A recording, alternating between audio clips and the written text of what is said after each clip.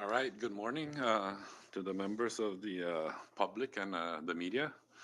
Thank you for being here and making time to be here. The main reason why we like to hold this first ever press conference is to talk about one of the main issues that's been going on up here in the legislature and also in our community, most especially affecting the retirees. I am sure that you have all been reporting on the and also been following up on the retiree bonus issue that's been going on between the House and the Senate. I know it seems like you know like we're delaying the issue, but that it really is not the story. We are working on doing things the right way. I applaud the Senate for taking the effort of again coming up with another solution in terms of their most recent Senate joint resolution. But then again, with that, can you guys hear me fine with my mask on? With that, again, there is another flaw, and I like to bring up that flaw in regards to the Commonwealth Code, Section 7402, where it talks about the reprogramming authority. In the new Senate joint resolution, they created the business unit, which is needed. They removed the 100% reprogramming authority, which was one of the issues we had with the retiree bonus. But in creating the business unit for that bonus, it's unfunded. And in how we operate up here in the legislature, the House is responsible for appropriating and appropriations and also revenue generating bills. So, with the Senate adopting their Senate joint resolution and creating that business unit with zero funding in it, Section 7402 holds people liable for those that try to reprogram funds into an unfunded business unit, and also for those that benefit from that action. So right now we have, as you know, in the last session, the Senate did amend House Bill 22-91. They introduced a substitute in which they increased the amount from 500 to 1,000, which we have no issues with. They included the 100% reprogramming authority, which we have issues with. You know, we are the purse and we should control the purse. And in that rejection, we didn't really just kill the bill, but we offered to go into conference committee. As you know, I did appoint Chairman of Ways and Means, Representative Donald Manglonia, Vice Chairwoman, Representative Karina Magofnia, and also Vice Speaker, Representative BJ Attal, as our conferees, inviting the Senate to come and meet with us so that we can, fix the differences that we have in regards to this retirement bonus issue. One of the arguments that was brought up recently was House Joint Resolution 19-4, if I'm not mistaken, or is it Senate Joint Resolution 19-4? And I'd like to refer to the Vice Speaker to address that argument. Thank you. Thank you, Mr. Speaker, and good morning to our media partners and to the viewing public. Thank you guys for joining us this morning. And in regards to Senate Joint Resolution 19-4 that was adopted back during the 19th legislature, this resolution, which was introduced in the Senate by Senator, let me get that correct, Senator Victor B. Hokuk, was a resolution to address the issue that we were facing under Sodalor. And the date is very significant. The resolution, Senate Joint Resolution, was introduced on September 24th, 2015, which is 5 days before the end of the fiscal year of 2015. And that was the resolution's intent was not to create a business unit, was not to supplant additional monies into a brand new business unit, because we all understand that that should be done by appropriation. The Senate Joint Resolution was to address the 100% reprogramming authority, increasing the 50% reprogramming authority that the governor had back then to 100%, to address the 10% cost share that the cinema had to pay in regards to the effects by Typhoon Sodelor. So that was the reason that that resolution was adopted. That resolution was adopted in an emergency session. We didn't have power here in the legislature or majority of the north side of the island of Saipan. So it was an emergency session that was called at the administration. The Senate went into session, adopted the joint resolution. The House went into session right then and there to adopt the same resolution so that we can address the 10% cost that the Sinai government had to pay at that period of time. So that was the reason that that resolution was acted on. And be it as it may, that the argument is it's been done before. We allowed a Senate joint resolution to give the reprogramming authority to the governor. Okay, the situation is a little bit different back then. We were acting on an emergency session to address the issue of the 10% cost sharing. If we didn't address that, all those lapse monies would have gone to other deficit reduction. Rather than tapping the next fiscal year's monies, we acted on that joint resolution so that the governor can address a 10% cost for Sodelor at that period of time that we had in front of us. We all know that we were recovering a couple more years into even before U2 with Sodelor, but at that period of time, we had the lapse funds through all the government activities that we had given the governor the 100% or the additional 50% to get him to 100% reprogramming authority so that he can address the 10% costs. And that's Senate Joint Resolution 2019-4, and that's the joint resolution that has been utilized for argument's sake that it's been done in the past and should be okay today. The situation a little bit different. We presented a legislation in 22-91 to the Senate, and with the $500, they rejected it, added the additional $500 with the 100% reprogram authority. Obviously, as the speaker mentioned, we had rejected that, and we presented the Senate with a conference committee, so that we can sit down and address our differences and move on from there. To date, we have not received any appointees by the Senate president, and they went ahead and adopted Senate Joint Resolution 22-09 in their session on Tinian. So I'll yield for now, Mr. Speaker, and we'll pass it back to you should there be questions. Thank you, Vice Speaker. Should we open it up for questions? Oh, okay. Before we open it up for questions, I'd like to recognize Representative Corina Magofnia to touch on what to expect moving forward, or at least on the House side regarding this retiree bonus. Thank you, Mr. Speaker, and thank you to the media and our viewing public. So what can our retirees expect to happen next? Well, as the speaker said, he has assigned the three conferees, which is Representative Manglonia, myself, and Vice Speaker Atto. And we here at the House are ready and have been waiting for the Senate to meet with us.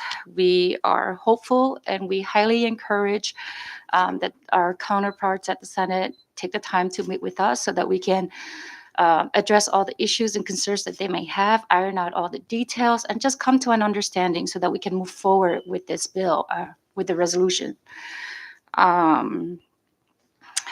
It appears that some of the Senate members were unhappy and dissatisfied with the funding sources that the House has identified. So if that's the case, I ask that we go the conference route so that we can address those concerns that they have and just move forward with the bill. I would like to make note and just kind of remind the Senate that, you know, although they had some reservations about the funding sources that we identified, the Secretary of Finance himself stated that anything that was reprogrammed out of any of the business units or departments will be backfilled by ARPA funds. So it really isn't an issue, you know, the funding sources. But if that's still the case, then we are more than happy to sit down and meet with them so that we can iron out all the details. With that said, should the Senate still decide not to go into conference with us, the next step for us would be to take action on the Senate House Bill 22-95, which was authored by Chairman Donald Manglona, and that is already on calendar for action. We will just have to put it on our next session and act on it. So that would be the next step. Thank you. Thank you, Representative Magofnia. Before we open it up to questions, any other members would like to add? We good? All right. Yes. Just if we start with Tomas, because we can't get his stuff, but you can't see it. Okay. All right. Recognize Tomas Manglona. All right, thank you, representatives. I guess my first question is, if they declined to meet with you the first time, what makes you think they'll meet with you now?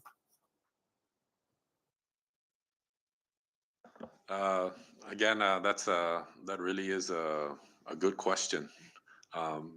In terms of the conferees, the conference committee route, that's open, and that will still be open between now and when we can come to a consensus as to, or a compromise as to moving forward and releasing the the retiree bonus. I'm still hopeful, because otherwise, if not, we're gonna keep going back and forth. And to avoid that, I still strongly believe that if we go through the conference committee route, we could take all these issues that we're bringing up on both sides, from the House side and the Senate side. If you've been following how we're going about this issue, the House has always stood united in adopting these bills or passing these bills to the Senate, and then, of course, on the Senate side, they all stood united in terms of passing, their joint resolutions or their version of the bonus. So obviously, there's some differences, and this is just one way to iron out all those differences. Get in what the Senate would like to see, get in what the House would like to see, and from there we have a product that we can work on. And can you detail some of those compromises given the current deadlock in the legislature? Can you highlight, I guess, what are some of the major compromises you're making this time around? In terms of the conference committee route, Thomas? Yes, are you, or if you haven't made any compromises, what compromises Okay. you're willing to make? Okay, so with the conference committee, at least with House Bill 22-91, and members, if you can step in, the main issue in the Senate version was the 100% reprogramming authority. But House Bill 22-91 also deals with amending the budget as a whole. So it's kind of like an open season in terms of what needs to be fixed to make this retiree bonus possible. So it doesn't just end with the eliminating the 100% reprogramming authority, but everything else, from identifying the funding on source to meet the 1,000 bonus and whatnot. All right, thank you. That's all the questions I have for now. Thanks. Thank you, Thomas. Recognize Arnold from Variety. Thank you, Speaker. Good morning. The House Bill 2295 would also require the Senate action. So if they change it again in the way they like, and if you're not happy about it again, the House is not happy about it. So, well, what's next again? So Well, we're gonna go back to conference committee again. Yeah, So, and that's why we have the conference committee, because they could look at 2295 and say, like, if we like this, then substitute 2291, and there we go. That's one way. And see, this is the thing. They introduce something, we see that it's flawed, and maybe even unconstitutional, or goes against like Section 7402 that I brought up earlier. And here we are trying to fix it. But, we opened up the invitation. I've appointed the members so that we can all come and meet in the middle rather than, okay, we pass this, they shoot it down, they amend it, come back with something that, we see that it's going against some of the laws that we have in place, and then we shoot it down. Then they come up with something. We come up with something. We're ready to come to the middle and meet. Otherwise, as Representative Magofnia said, we have 22-95 standing by too for that. Are you basically saying that this bill is a compromise bill, or there are provision here that? Well, that not so makes much. Senate- I mean, when we're going to talk about compromise, we got to. One thing in coming up with a compromise is you got to meet with the person that you're going to compromise with, which is what we're trying to do. with this bill? Well, no, 21, it's 2291. But like I said, in that conference committee, that 22-91 is amending the budget. So we can fix other things. We can identify the source of funding to get the $1,000 or the 2.6 million and whatnot. And I think 22-95 identifies those funding sources. So it's hard to say that that's the compromise bill when we're not even meeting in the middle to make a compromise. Do you understand? Yeah, it looks like this is the last resort on the House side. I hope not. Well, last resort, if I can predict that it goes all the way through to the governor, then hopefully it's the last resort. But that's hard to say. Yes, recognize Rep. Leila Staffler. Thank you, Speaker. And I guess when we talk about compromise, in my mind, a compromise is also looking at those funding sources, since that was one of the points of contention.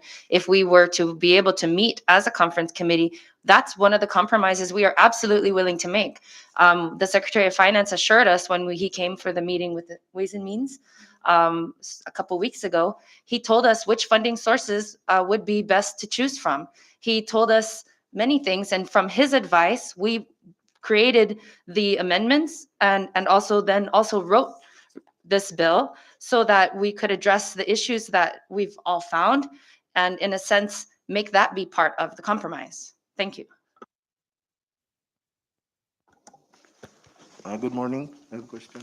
Yeah, recognize Ferdy. From The South Senate and Tinian's mayor's main concern during their last session is the House Conference proposal, which according to them is removing 850,000 from MBA's budget. How do you respond to that? I'll recognize the Vice Speaker. Thank you for that question, Ferdy. Well, that's 859,000 you mentioned. Yeah, 850,000. $850,000 from MVA will be taken out to address the bonuses. That's at the $1.3 million, right? At the $500,000 under 2291. But also the Secretary of Finance had mentioned that they would be backfilling the monies that were taken out from the local funds, local appropriation on the Budget Act under 22-8. So those monies are essentially not gone. As a matter of fact, MVA still owed with the hotel occupancy taxes to the tune of almost $9 million prior to all of this happening.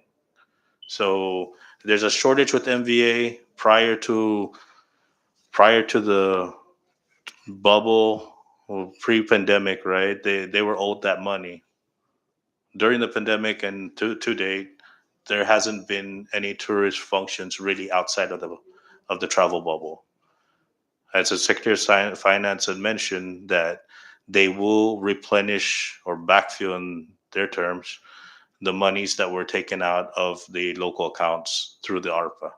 And I'm happy that the Senate Joint Resolution, which addresses and removes the 100% reprogramming authority, that's very contentious on the House side. Because if you give 100% reprogramming authority, let's say that we collect $150 million on our local coffers. They can take all the $150 million and use that money for anything else and still backfill through ARPA $150 million. So we lose out $150 million of our local monies being spread around at the same time we're taking away $150 million of ARPA money that can be addressed, that can address other issues in the CNMI. So the concern about the mayors about removing the $850,000 from MVA, those monies will be returned. Matter of fact, MVA should be fighting for an additional $9 million that they have not been paid pre-pandemic. That's what they should be fighting for. And those are non-lapsing monies. Those monies can be continuously used by MVA. They don't have fiscal year limitations to it. So if $850,000 is a concern that MVA has that will be taken out to address the bonuses to the retirees, they should be more concerned of the $9 million they haven't been paid. That $9 million will go way, way farther. And all the programs that we have on Saipa and Tinian and Rhoda, call it fiestas or promotional programs, I'm sure $9 million will address more of that than $850,000 that can be backfilled in with just the governor's signature, the Secretary of Planning, transferring funds.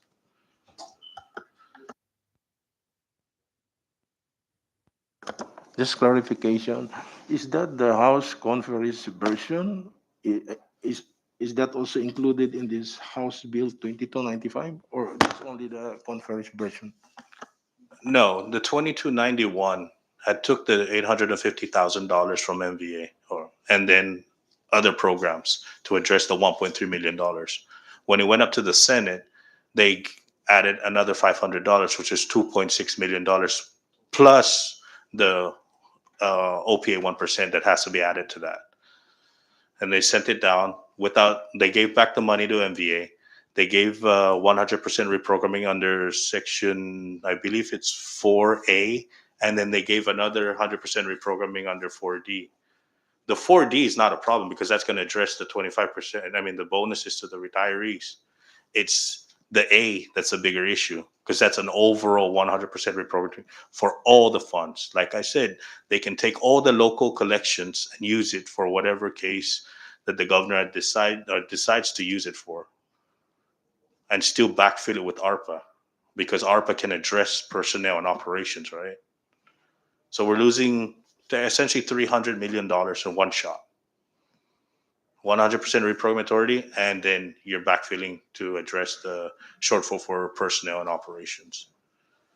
And those monies can be utilized for something more important and much more needed for the CNMI. Okay. Thank you. We have Sally also. She's ready for a question. All right, good morning, Sally, you're on.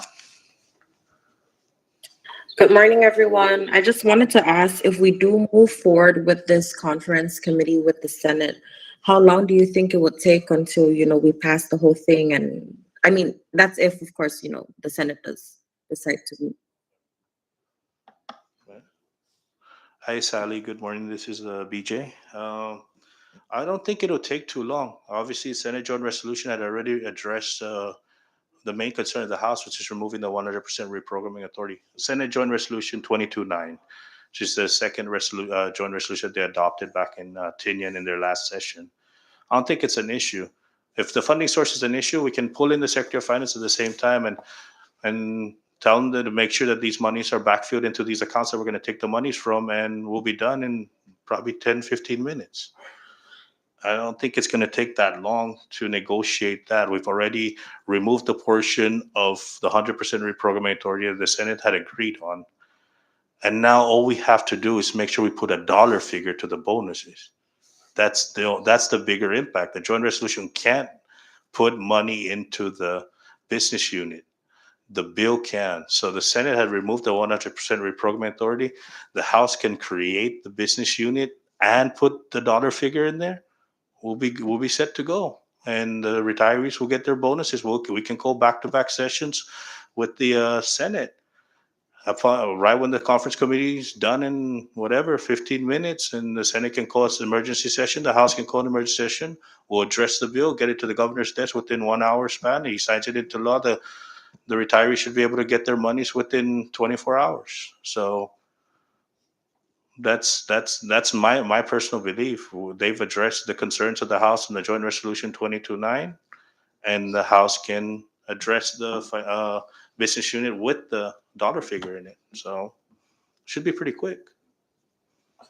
And if I may add, Sally, like the Vice Speaker had mentioned, the Senate Joint Resolution, usually when a joint resolution is adopted in both houses, it just stops there.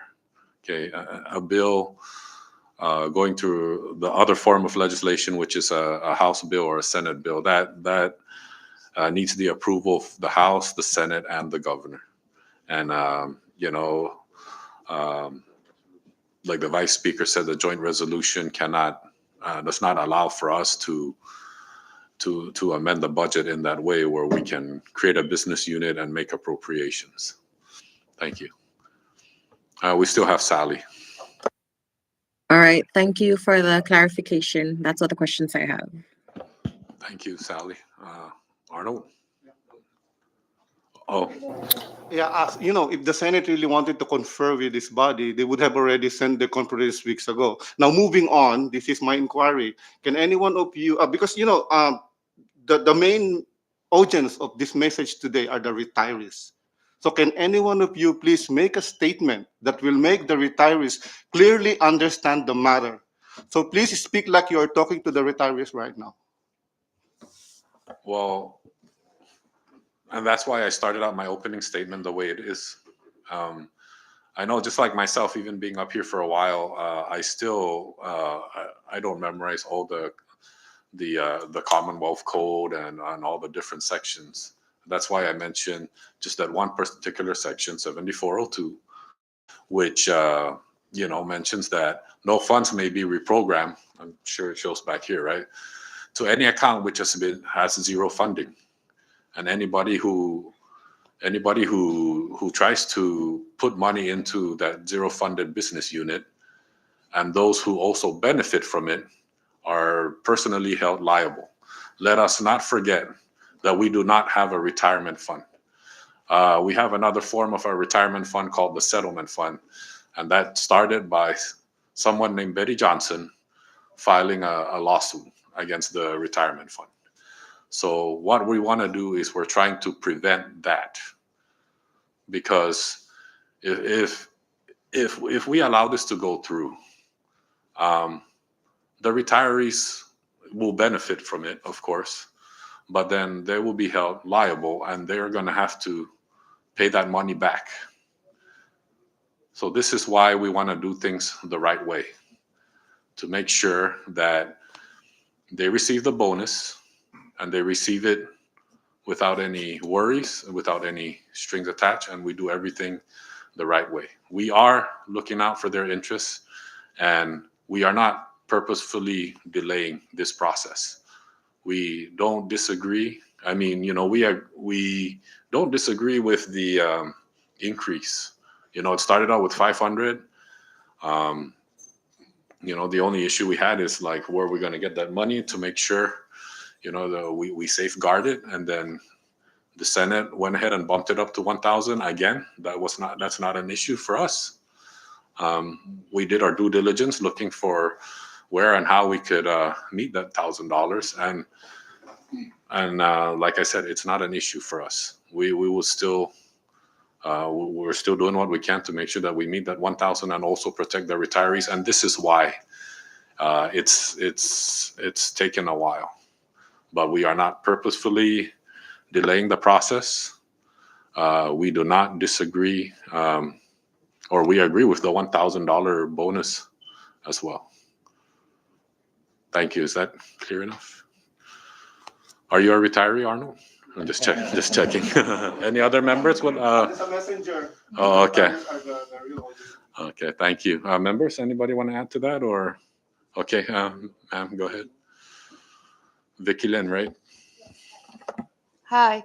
Do you think the delay is all the governor trying to control as much as the finances as he can? Anybody want to take on that? Vice Speaker? Oh, thank you for that question, Vicky Lynn, right? I don't think that's the intent. Obviously, he came out back in December about giving the bonuses to the retirees. They wanted to get it out before Christmas. The Senate acted on their first joint resolution. The House found that it's unconstitutional, that we should do a legislation because we're creating a business unit, and at the same time we're putting money into that business unit. You can't do that with a joint resolution. We have to do it through a legislation. That's why the House came out with 2291. That went up to the Senate and it was amended and came down. The governor trying to control the finances. Maybe if we're talking about just 100% reprogramming authority, that might be possible to think of it that way. But if we give him 100% reprogramming authority, now that we have ARPA funds that can actually address our personnel and operations, that's if we do 150,000, easy number. I mean, $150 million. That's $300 million used up in this short period of time. We've never had a CNMI budget at $300 million. If we did, we wouldn't be in this situation and retirees would be getting their bonuses. We'd probably reconsider pre-settlement fund and do cost of living allowances. Maybe that's something down the road, but we can't do that to this date because we still have the obligation to the settlement fund. If we had that much money to appropriate, we can pay the settlement fund much quicker so we can take back the retirement system and maybe reopen it for the future generations to avail to that type of retirement system.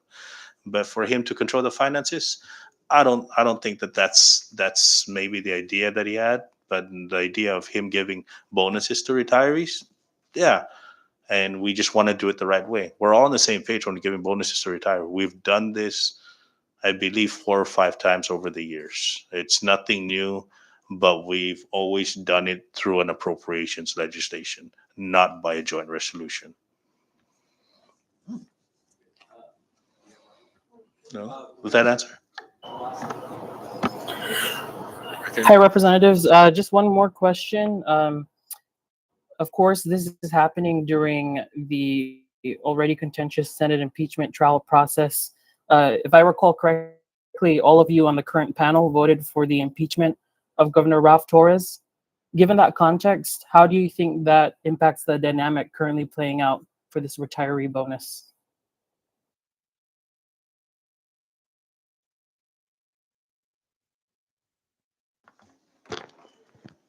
Thank you, Speaker, and thank you, Tomas, for that question.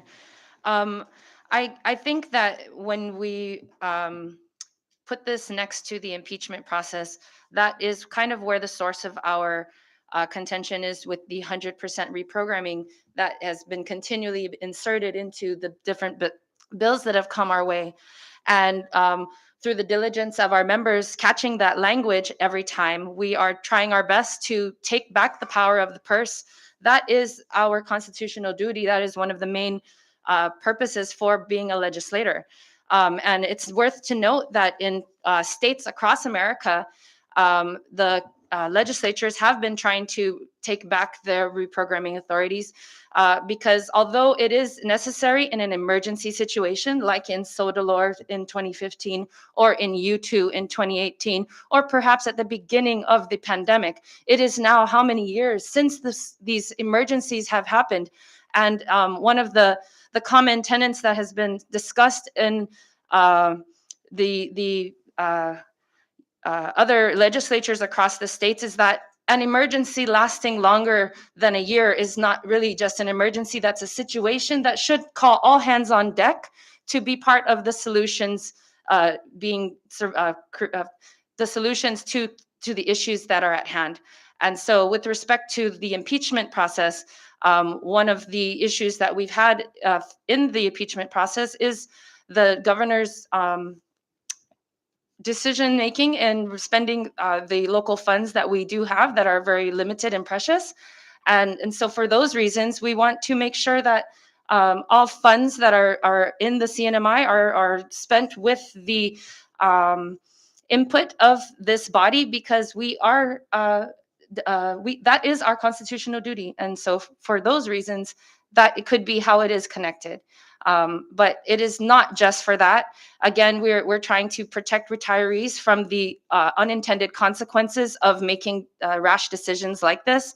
It has happened before, and it will have the retirement fund has, for example, given overpayments to retirees. And in those errors that are government errors, they still have required retirees to pay that back in a very short window of time. This is an undue hardship, and we do not want to make that kind of mistake again that could affect retirees because of an unintended, consequence like this. And so it's many different facets, but those are very, very important ones to us. Thank you. And Vice Speaker BJ Atta, would you care to comment on that? Yeah, thank you, Tomas. It's regarding the retirees and the impeachment process, right? Yeah, how you think that sour relationship is impacting this process? I don't think it should be a sour relationship. I think this is a totally different issue than the impeachment process. This is a $1,000 that we're trying to get into our retirees' hands. This has nothing to do with the governor's impeachment hearing that's going to happen in the Senate. This is a separate issue, and all the Senate has to do is come down, sit in the same table. Like I said, we'll be done in 15, 30 minutes in negotiating this stuff. They've already addressed the concerns to the joint resolution. We have the mechanism to make sure that the money's there for the retirees through the House bill. So we can move that, get it out of the way. And if it's going to be considered a contentious process, I don't think so. The Senate has acted in their version of how to get the money to the retirees, and the House has acted on their version. And we disagree on certain points. If we get to sit in the same table or the same room to negotiate and answer each or take care of the concerns of both sides, we can move on with that issue. That's totally outside of the realm of the impeachment process. This will benefit the Senate. This will benefit the House. This will benefit the governor in getting the retirees the their $1,000 bonuses. So if it's contentious, I don't think it's contentious. I think we should get it out at the quickest possible time. It benefits everybody. Everybody looks good with the retirees when we get this done.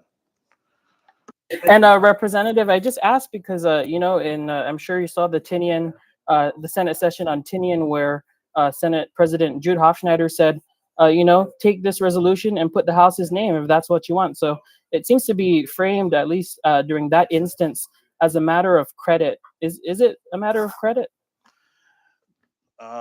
It's not a matter of credit, Tomas. The Senate's well aware that when we were paying the 25% to the CNMI retirees I forget the last budget under the 21st legislature, we were reprogramming funds to the retirees 25% without any authority by the administration. There was no business unit that was created by the legislature to to give 25% to the retirees.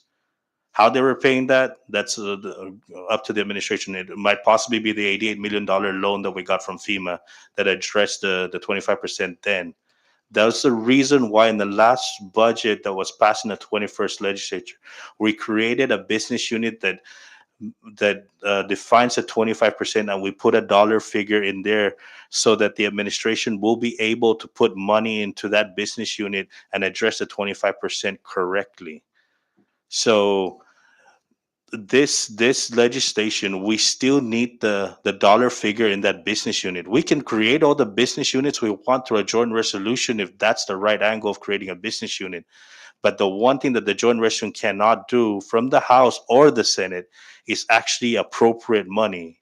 The only way to appropriate money is through a legislation, and the House Bill 91 and 95 will get the monies into those business units so these retirees can get their money properly. Failure to do that, 7402 of the Planning and Budgeting Act already states that those that allow it to happen will be personally liable to pay it back, and those that will receive it will be personally liable to pay it back. So all we need is one individual out there that did not benefit from the $1,000 bonus that the retirees get, is to file a civil lawsuit against all the members of the legislature, would end up paying $2.6 million plus the 1% each and each retiree paying $1,000 back. So let's do it the right way, get it done and over with, and let's not worry about personal liability for ourselves as members of this body or the persons receiving the bonuses. I hope that answers your right. question, Tomas. Yes, thank you. That's all. Thank you. Before we move forward, I'd like to recognize Representative Magofnia to add to the discussion. Thank you. Thank you, Mr. Speaker. And I'd like to add on to Representative Atto. So although the Secretary of Finance has said that the AG says that the Senate method is the right way, we tend to disagree with that. And we have to remind the people that that has already happened, where the Secretary of Finance paid out some illegal overtime, which is now the AG is now suing back to collect, right? So we want to make sure that we prevent and avoid any of that from happening to our retirees, because we don't want to, as Representative Leila Staffler said, we don't want to add that burden to them. So we're doing our due diligence. We want to make sure that we are following the right requirements, and that's where we need to be. So we are really, really hoping that the Senate counterparts would, take the time to come and meet with us so that we can address this issue and move forward. Thank you. Thank you, Ferdy. This is to follow up Thomas' question. During the last Senate session on Tinian, I believe Senator Victor Hokog said that all what he is seeing is political posturing. Do you agree with that, or what's your comment? Plain and simple, I disagree. Thank you. I disagree. We're not here. This is not about credit, because even if we were to put the H instead of the S, it's still not the proper way to do it. It needs to go through legislation. And I know we've been repeating that over and over again, and that's what needs to be done. Appropriations can only start from the House. So we already have bills, again, like I mentioned earlier, that we've introduced and passed, and then they've amended and brought down. And again, we open up the table. Come and meet in the middle, and let's iron out our differences.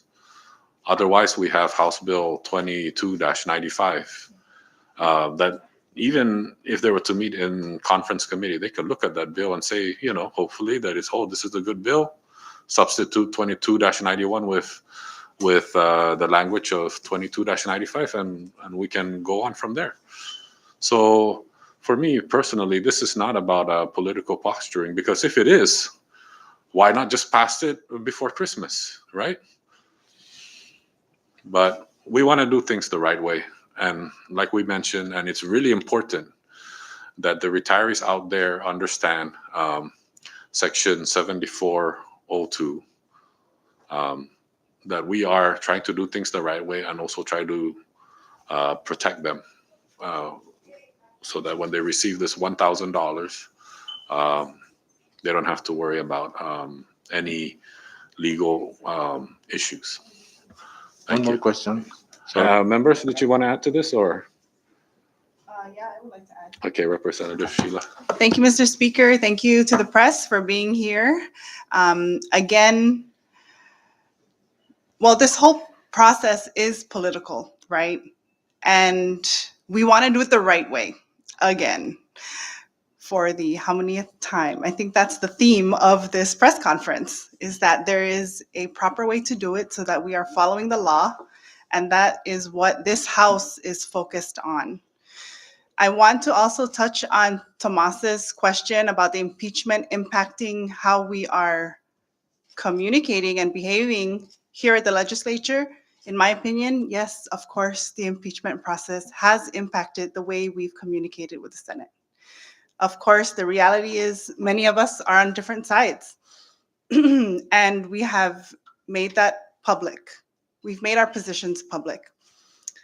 The impeachment proceedings also impact the way we are able to speak with our Senate counterparts. Because of ex parte communication, we are very careful in how we conduct business with the Senate, because we must comply with the proper protocol. And so it is impacting business here on the at the legislature. So what we would like to emphasize is that there is a process, right? There is a process. We must comply, and that is what we're focused on. To Arnold's question about speaking to the retirees, my dad's a retiree, my Nina's a retiree. You know, my message to the retirees has always been, we are sorry that you have had to wait this long. We are sorry that it's become so political that the delay has been months. Please, we continue to ask for your patience, that we are working on the process. And it's something that the House, we support. We want to get your bonuses out. We have agreed to increase it from 500 to 1,000. And so that required additional work to find the funding. And that's what we're doing. In addition to that, the House also unanimously passed House Resolution 22-12 that encourages the governor to already issue local stimuluses. So there's that resolution where the House has endorsed and highly encourages this administration to already issue out a new local stimulus of $500 per resident and $500 per dependent. And so, you know, we're grateful for this space. Thank you for being here and for asking questions. Thank And I'm you. just curious, it's closely related to Congresswoman's message. Recognize. Any one of you been approached by a retiree? Can you please share us? What did they tell you? Yeah, exactly how they approach you. What are the words that they I tell guess you? I'll start with me, and then I'll open it up to the other members. For me personally, I've been approached by retirees, and they're asking, you know, what's going on, and they've been pretty receptive in terms of explaining. You know, when I explain what's going on and why it's taken a while. Lately, though, some have already, their patience is kind of running thin. But at least for me, they've been pretty receptive and understanding. But if, like they say, if we can get it out as soon as possible, please do. You know, please do. So that's just my experience. Members, Representative Lizama. Thank you, Mr. Speaker, and welcome to our chamber, the medias and the viewing public. I'm a member of the CNMI retirees, and I want you to know that we are just doing the right thing. Representative Babaute just stated that her father and mother were retirees and they're all waiting, but they also want to see that it's clear and they don't have to pay it back, as the speaker has stated. So for those of you that are waiting for this retirement bonus, a lot of people have approached me, and I feel the same way. And what they feel is that they want this bonus because they were promised by the governor. Back to Representative Babaute, it is a political game. It was during the impeachment process, come up in December. I'm going to give you a bonus. Did not even come to the legislature and says, let's sit down and have a talk about retirement bonus. He went ahead and did it. As we stated, the speaker stated, it has to start from the legislature, from the lower house. I'm here as a retiree from of the CNMI government. I'm asking everyone out there to be patient, and we will give you your retirement bonus the right way so you don't have to pay it back. Thank you, Mr. Speaker. Thank you, Representative Lizama. Anybody else, or we're good? Yes, recognize. So going back to the impeachment and processes, will you guys be taking the Senate to court? That's not on the radar for now, and this impeachment process is also I swear even to touch that word, is a political process, you know, and this just mainly involves the legislative branch. But for now, I don't see any, at least it's not even in the discussion in terms of going to court. Oh, I meant over the impeachment rules, sorry. Oh, the impeachment rules, no, not even that yet. Yeah, not, in terms of the Senate rules, yeah. We haven't discussed it at all, yeah. Not yet, at least. You still have the mic? Yeah. Can I go unrelated to the retirement topic now? Sure. I mean, I think the impeachment is unrelated to the retirement. Oh, you guys brought that one up. Yeah, so no, but it's I'm fine. gonna- It's fine. It's fine. This one's for Representative Magofnia. Okay. As of last week, why haven't you filed your financials with the Election Commission? Thank you for that question. So actually, that statement is untrue. The financial statement has been filed. Thank you. Oh, so are you going to be paying the 8,100 assessment from the CEC? To be quite honest, I personally haven't received that that date that you're referring to.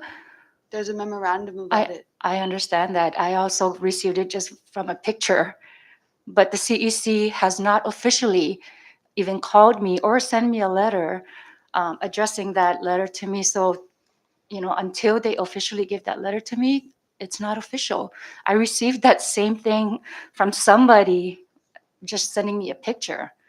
And so I would think that the CEC would have to do their due diligence and at least give me the courtesy to call me and say, hey, we have something here for you. Please come and pick it up and address it, because I would definitely address that issue. Thank you. Wow, you totally went unrelated. Thank you for that question. Freddie? Senator Cruz, Francisco Cruz said that Finance Secretary David Atalig is clear that this 2.6 million does not require new appropriation. I recognize the Vice Speaker. Can you repeat that question, Freddie? Senator Cruz said during the last session that Finance Secretary David Atalig is clear that this 2.6 million does not require new appropriation. He's right in one way. The governor doesn't need the legislature to produce a legislation for him to utilize his 20% or the 10% of the line item departments to move $2.6 million.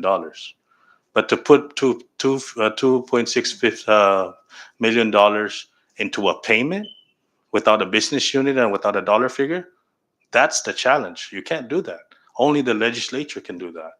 And the House has to start that. He has the authority to move $2.6 million, but not for the retiree bonus. Only the House can do that. And there's no business unit and there's no dollar figure. Until that happens, then the governor can use his 20% reprogramming authority to address the $2.6 million with a dollar figure to that business unit. That's the only way it can happen.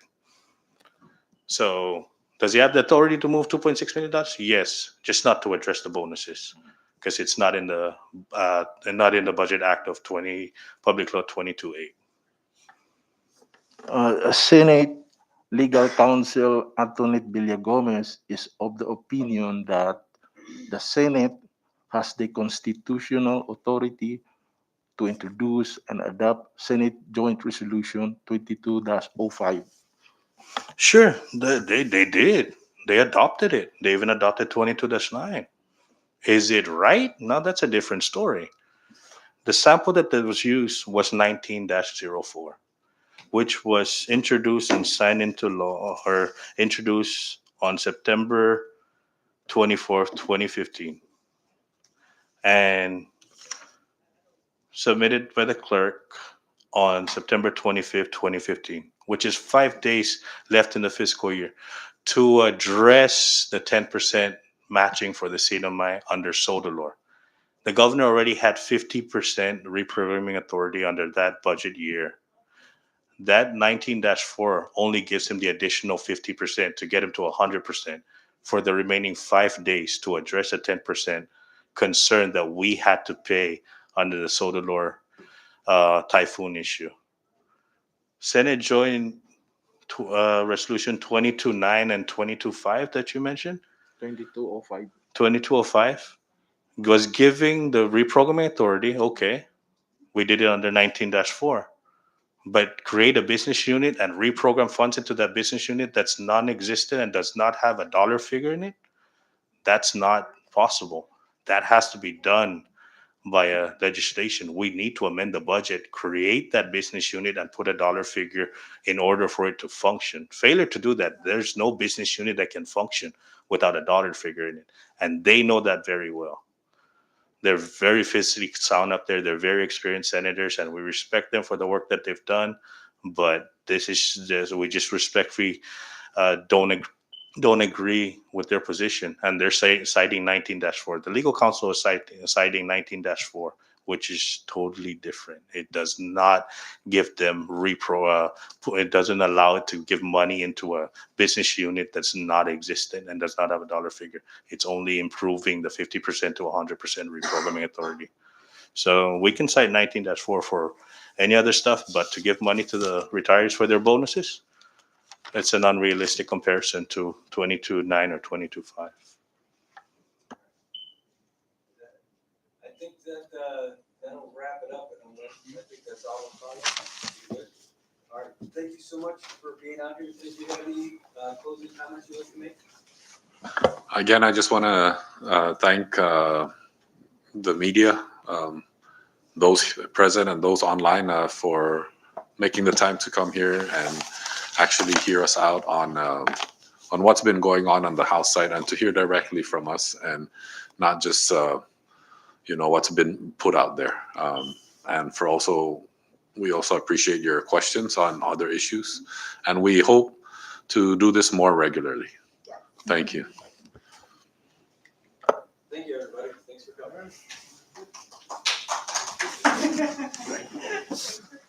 coming.